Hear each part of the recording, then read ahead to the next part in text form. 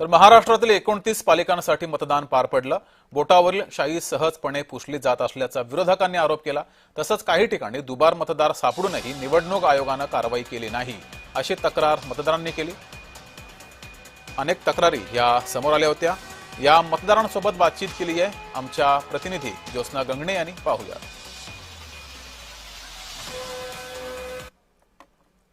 घेऊन चर्चा सुरू आहे ते म्हणजे मतदान करताना जी बोटाला शाई लावली जाते ती शाई जी आहे ती आता थिनरने किंवा एखाद्या केमिकलने सहजपणे पुसली जात आहे। याच संदर्भात बोलण्यासाठी आपल्यासोबत घुगे कुटुंबीय आहे ज्यांनी मुंबईमध्ये मतदान केलेलं आहे। मात्र या तिन्ही सदस्यांची हातावरची म्हणजे त्यांच्या बोटावरची शाई जी आहे ती आता दिसत नाही। आता आपण यांच्याशी थेट बोलणार।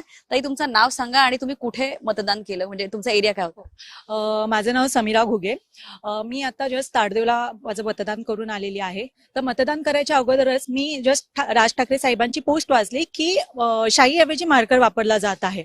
तर मी वोट करून आली आणि गाडीत फक्त एक साधारण प्रयोग करून बघत होती की नक्की शाई निघते का। तर माझ्याकडे गाडीत तर सॅनिटायझर पण नव्हतं आणि काही कोणत्या प्रकारचं केमिकल पण नव्हतं, म्हणून मी त्यासाठी एक थुंकी वापरून फक्त प्रयोग केला। तर विदिन 1 मिनिट मध्ये माझी ही शाई निघून गेली। तर त्याच्यावरती माझ्या आईने सुद्धा प्रयोग केला आणि मग माझ्या नवऱ्याचा सुद्धा मी बोटावरची शाई काढण्याचा प्रयत्न केला तर त्यांची सुद्धा शाई गेली। जसं आता मी हिला ताडदेवला वोटिंग करायला घेऊन आलो, आम्ही राजसाहेबांची पोस्ट बघितली तर आम्ही ट्राय करून बघितलं की खरंच निघतंय का, पण हे खरंच निघालेलं आहे। म्हणजे आपलं वोट हे वेस्ट तर नाही जाते किंवा याच्यात दुबार मतदान पण होऊ शकतं। आता जर मी हिला माझ्या बायकोलाच घेऊन मी जर परत गेलो मतदान केंद्रात तर आम्हाला मत करता येईल परत?